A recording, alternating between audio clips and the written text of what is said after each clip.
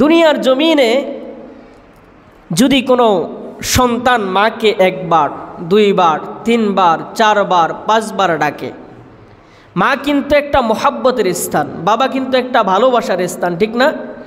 কোনো সন্তান যদি মাকে একবার, দুইবার, তিনবার মা মা মা বইলা ডাকে, মা একবার জবাব দেয়, দুইবার জবাব দেয়, তিনবার জবাব দেয়, কি হয়েছে সন্তান? সন্তান বলে মা কিছু না। বাবাকেও যদি বলে বাবা বাবা বাবা, এরকম যদি এরকম বারবার সন্তান বাবাকে ডাকতে থাকে, বাবাও বলে বাবা কি হয়েছে? সন্তান বলে না বাবা কিছু না। পরের বার যদি এরকম বাবা বাবা মা মা বইলা ডাকতে থাকে, মা বাবাও কিন্তু বিরক্ত হয়ে যায়। কথা বলেন ঠিক কিনা?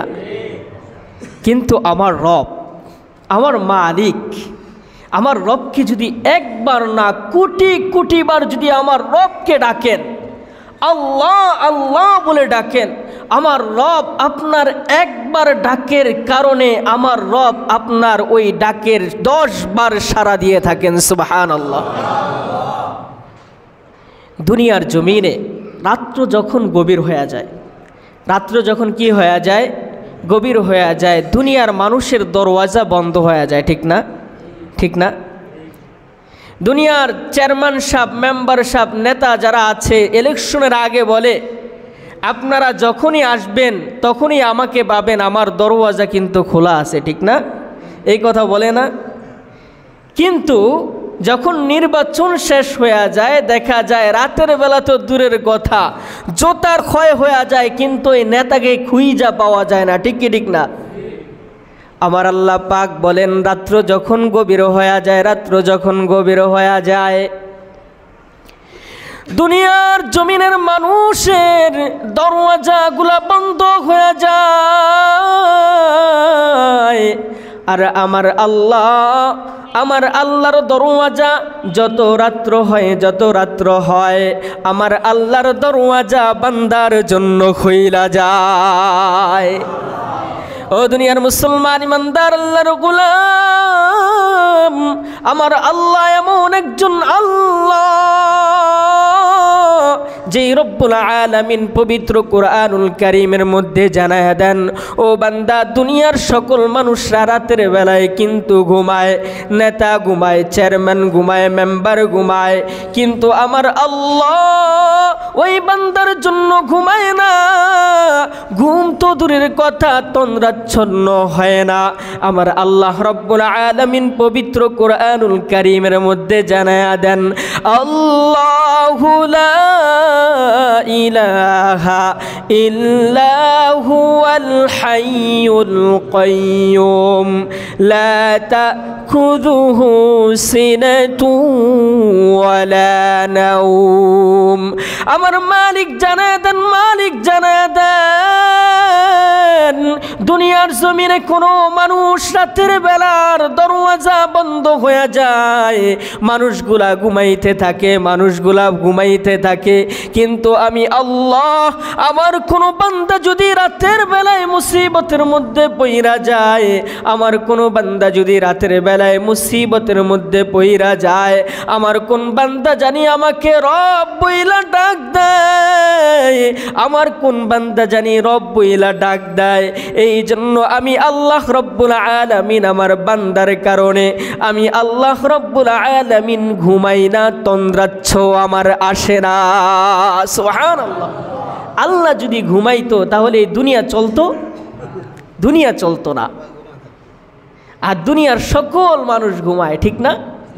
আর আল্লাহ পাক বলেন আল্লাহু লা ইলাহা ইল্লা হুয়াল হাইয়ুল কাইয়্যুম, এটা ইসমে আজম একটা নাম, আল্লাহ পাকের সবচাইতে বড় একটা নাম হাইয়ুল কাইয়্যুম। তিনি চিরস্থায়ী চিরঞ্জীব। তিনি কি?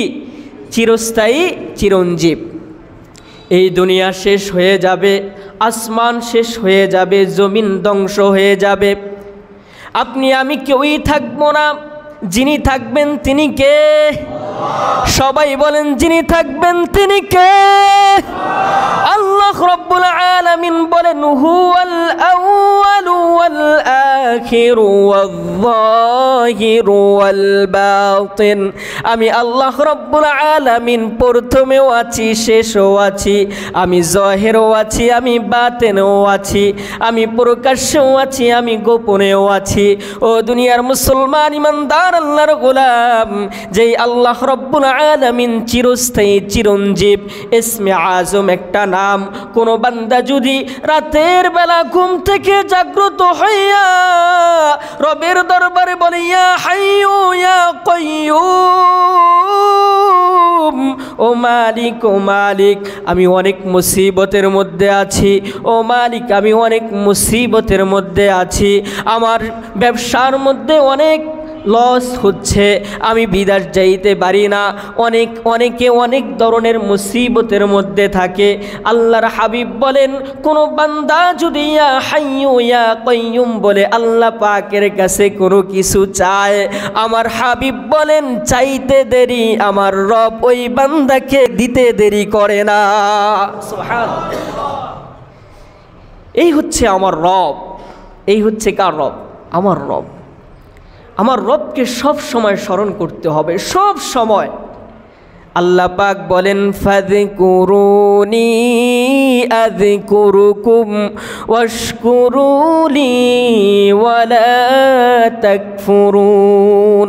ও বান্দা তুমি আমাকে স্মরণ করো, আমি আল্লাহ তোমাকেও স্মরণ করব। সুবহানাল্লাহ বলবেন না?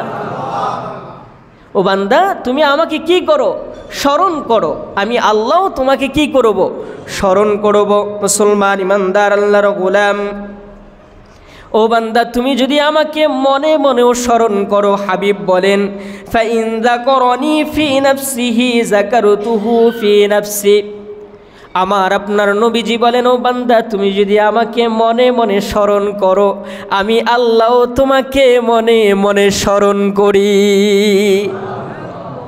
শুধু তাই নয়, শুধু তাই নয়, ওয়া ইন যাকারানি ফি মালাইন যাকারতুহু ফি মালাইন খায়রা মিন্নি ওয়া ইন যাকারানি ফি মালাইন যাকারতুহু ফি মালাইন খায়রা মিনহু। আল্লাহর হাবিব সাল্লাল্লাহু আলাইহি ওয়াসাল্লাম বলেন দুনিয়ার জমিনে কোনো বান্দা যদি ভরা মজলিসের মধ্যে আমাকে আল্লাহ বইলা ডাক দেয়, দুনিয়ার জমিনে কোনো ভরা মজলিসে যদি কোনো বান্দা আল্লাহকে আল্লাহ বলে ডাক দেয়, আল্লাহর হাবিব বলেন আল্লাহ সুবহানাহু ওয়া তাআলা ফেরেশতাদের মজমায় আল্লাহ সুবহানাহু ওয়া তাআলা তার বান্দার ডাকে সাড়া দিয়া দেয়। আল্লাহর হাবিব বলেন বান্দা যখন মনে মনে আমাকে স্মরণ করে, আমি আল্লাহ তাকেও মনে মনে কি করি? স্মরণ করি।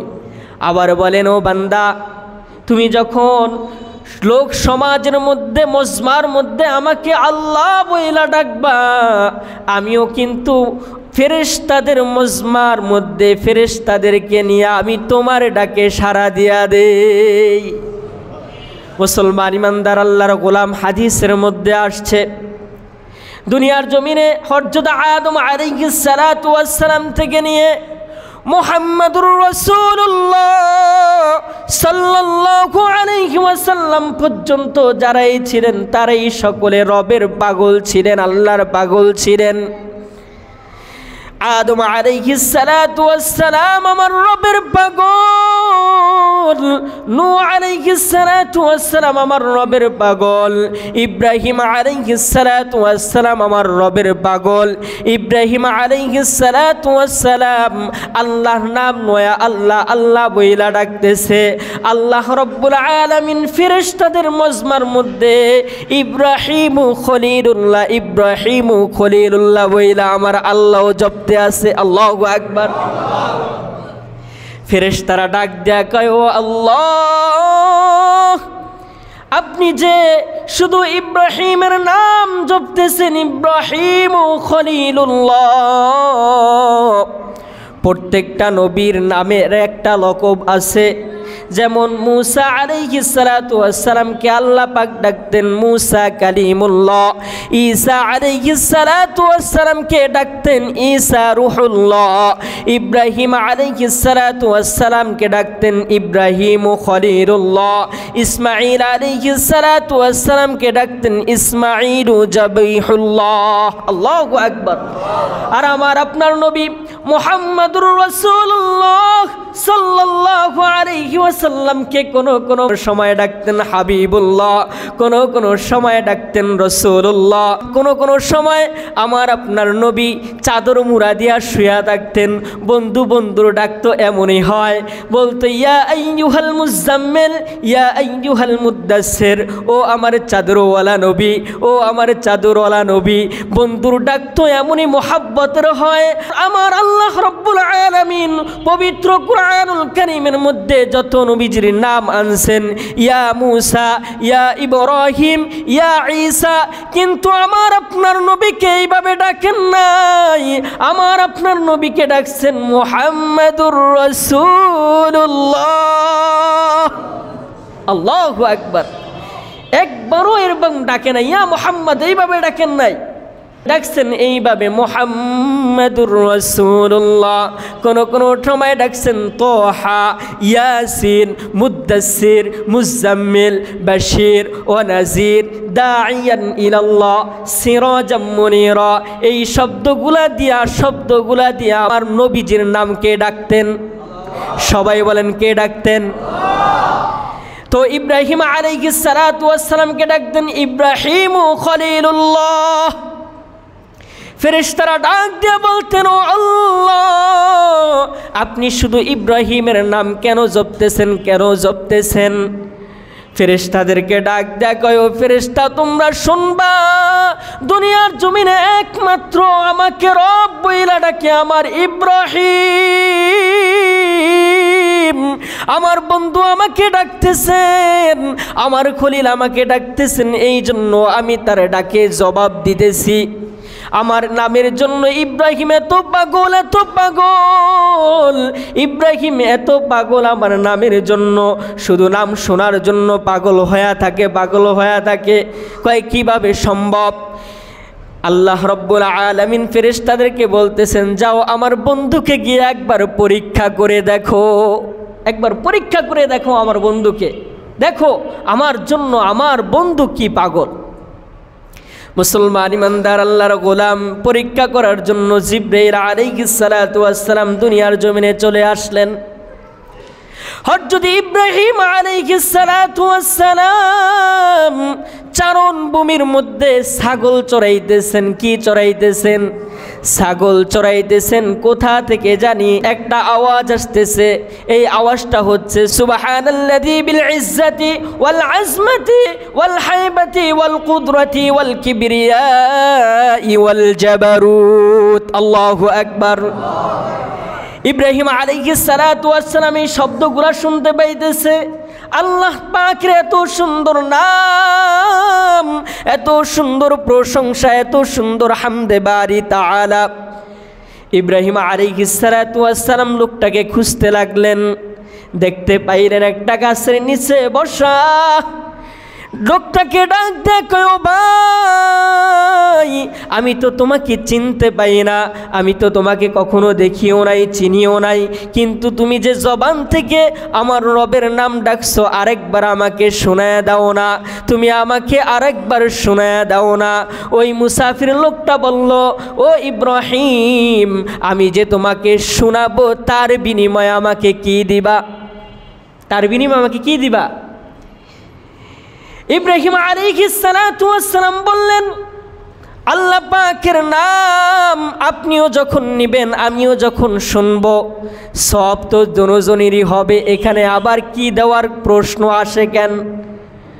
লোকটা বললেন, আমি যে এত সুন্দর করে ছন্দমালাগুলা বানাইলাম, আমার তো সময় নষ্ট হয়েছে, এর জন্য কিছু দিতে হবে পারিশ্রমিক।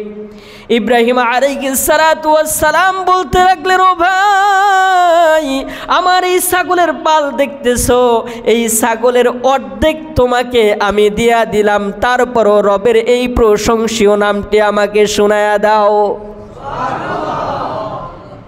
মুসলমান ইমানদার আল্লাহর গোলাম ওই যুবক আবারও ইব্রাহিম আলাইহিস সালাতু ওয়াস সালামকে সুবহানাল্লাযী মালাকুল মুলকি সুবহানাল্লাযীল ইজ্জাতি ওয়াল আজমাতি ওয়াল হায়বাতি ওয়াল কুদরতি ওয়াল কিবরিয়াই ওয়াল জাবারুত, এই শব্দগুলা ইব্রাহিম আলাইহিস সালাতু ওয়াস সালামকে শোনায়া দিলেন। ইব্রাহিম আলাইহিস সালাতু ওয়াস সালাম আবারও শুনতে মন চায়, আবারও কই এই শব্দগুলো শুনতে মন চায়। এবার বলতেছেন, ও যুবক ভাই, আবার এই নামগুলো আমাকে একটু শোনাও, আমার মনটা ব্যাকুল হয়ে রইছে, একবার দুইবারে হবে না, আরও একবার শোনাও। এবার যুবক বললেন, এবার আমাকে কি দিবা? কয়, এবার তুমি আমার যেই ছাগলের পালগুলো আছে এই ছাগলের পাল সবগুলো আমি তোমাকে দিয়া দিব। সুবহানাল্লাহ। কারণ দুনিয়ার জমিনের এই ধন সম্পদ এগুলা কোনো মূল্য নাই। আমি যদি আল্লাহর নামের জন্য এই ধন সম্পদগুলা দিয়া দিই, আল্লাহ পাক কিন্তু আমাকে না খাওয়ায় রাখবে না। সুবহানাল্লাহ। ভরসা রাখতে হবে কার উপরে? ও দুনিয়ার মুসলমান ইমানদার আল্লাহর গোলাম, দেখেন ইব্রাহিম আলাইহিস সালাতু ওয়াস সালাম। আরেকটা ঘটনা, ইব্রাহিম আলাইহিস সালাতু ওয়াস সালামকে যখন আগুনের মধ্যে ফালানো হলো, জিবরাইল আলাইহিস সালাতু ওয়াস সালাম বলতে লাগলেন, ও পয়গম্বর, আপনার কোনো সাহায্য লাগবে নাকি? কয়, তুমি কি নিজে আসছো না, তোমার রব পাঠিয়েছে? কয়, না, আমার রব তো পাঠায় নাই, আমার রব তো পাঠায় নাই, আমি আমার ইচ্ছেই আসছি, আপনার কোনো সাহায্য লাগবে কিনা? জিব্রাইলকে ডাক দেয়া কয়, জিব্রাইল, তোমাকে বানাইছেন যিনি তিনি কে? কয়, আল্লাহ। আমাকেও যিনি বানাইছেন তিনি কে? আল্লাহ। যেই আল্লাহ আমাকে বানাইছেন সেই আল্লাহ আমাকে আগুন থেকে রক্ষা করতে পারবেন। ও দুনিয়ার মুসলমান ইমানদার আল্লাহর গোলাম, ইব্রাহিম আলাইহিস সালাতু ওয়াস সালাম একমাত্র রবের পাগল ছিলেন।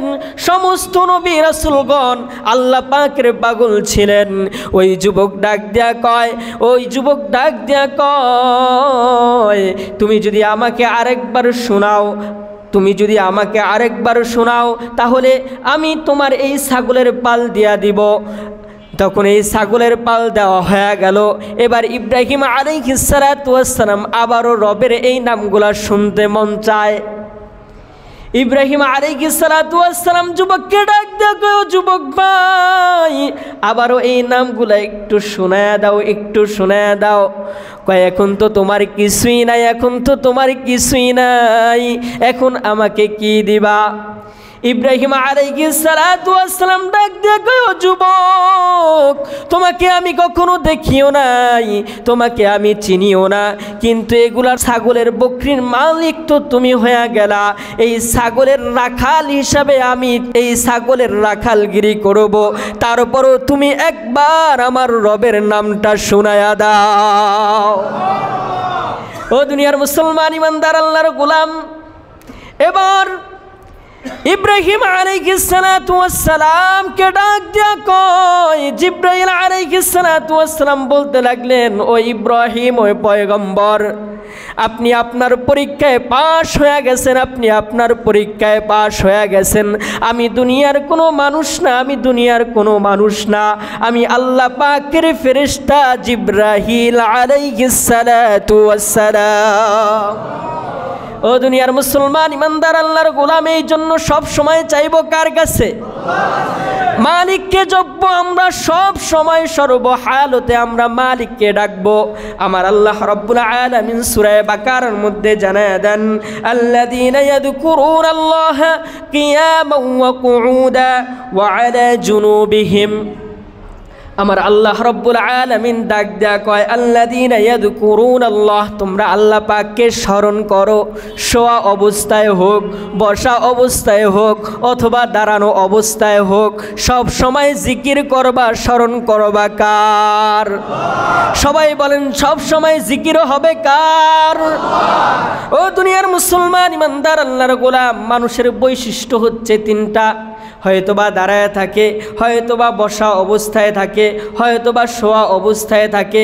তোমরা যেই অবস্থায় থাকে না কেন জিকির করবা কার? ও দুনিয়ার মুসলমান ইমানদার আল্লাহর গোলাম, আল্লাহ রাব্বুল আলামিন সূরা নূরের মধ্যে জানায়া দেন, আমার অনেক বান্দা ব্যবসা বাণিজ্য করে, বেচা কিনা করে। বান্দা তো বেচা কিনা করে হাতের মাধ্যমে, ঠিক না? বেচা কিনা করে হাত পায়ের মাধ্যমে, কাজ করে হাত পায়ের মাধ্যমে। ওই সময় আমার রবকে ভুইলা যাইবা না, ওই সময়ও আমার মালিককে ভুইলা যাইবা না। আমার আল্লাহ রব্বুল আলামিন সূরা নূরের মধ্যে জানায় দেন, রিজালুল লা তুলহিহিম তিজারাতুন ওয়ালা বাইউন আন যিকরিল্লাহ। তোমরা যখন বেচা কিনা করবা, তোমরা যখন বেচা কিনা করবা, তোমরা তখন ওই মুহূর্ত আমাকে ভুইলা যাইবা না, ওই মুহূর্তেও তোমরা আমাকে আল্লাহ বইলা ডাকবা। ওই সময় তোমরা রবকে রব বইলা ডাকবা। আমরা যখন কাজ করি, কারিগর ভাইরা যারা আছেন, গার্মেন্টসে কাজ করি, দোকানে কাজ করি, সব সময় তো কাস্টমার থাকে না। আমরা অনর্থক কথা না বইলা একবার যদি বলি সুবহানাল্লাহ, একবার যদি আলহামদুলিল্লাহ, একবার যদি বলি আল্লাহু আকবার, প্রত্যেকটা হরফের বিনিময়ে আল্লাহর হাবিব বলেন, আপনারা আমার জীবনের সগীরাগুলা যিনি মাফ করে দেন তিনি কে? ও দুনিয়ার মুসলমান ইমানদার আল্লাহর গোলাম, একবার সুবহানাল্লাহর এত দাম, এত দাম, এত দাম। দুনিয়ার মানুষ যদি সুবহানাল্লাহর দাম বুঝতো, দুনিয়ার মানুষ যদি সুবহানাল্লাহর দাম বুঝতো, তাহলে কোনোদিন আল্লাহ পাক থেকে বিমুখ হয়ে থাকতো না। আল্লাহর হাবিব বলেন, কোনো বান্দা যদি একবার সুবহানাল্লাহ বলে, একবার সুবহানাল্লাহ বলে, আল্লাহ রব্বুল আলামিন জান্নাতের মধ্যে ওই বান্দার জন্য একটা ফল গাছ বৃক্ষ রোপণ করা হয়। ওই বৃক্ষটা এত বড়, এত বড়, নবীজি বলেন দ্রুতগামী ঘোড়া যদি ওই গাছের নিচ দিয়া 500 বছর পর্যন্ত দৌড়ায়, বাগানের এক মাথা থেকে অপর মাথা গিয়া শেষ করতে পারবে না। এটা অনেকের বিশ্বাস হবে না, এটা কি অনেকের বিশ্বাস হবে না। তাহলে বিশ্বাস করার জন্য একটা আপনাদের উদাহরণ দেয়া দেই। এই আসমান যিনি বানাইছেন খুঁটিবিহীন তিনি কে?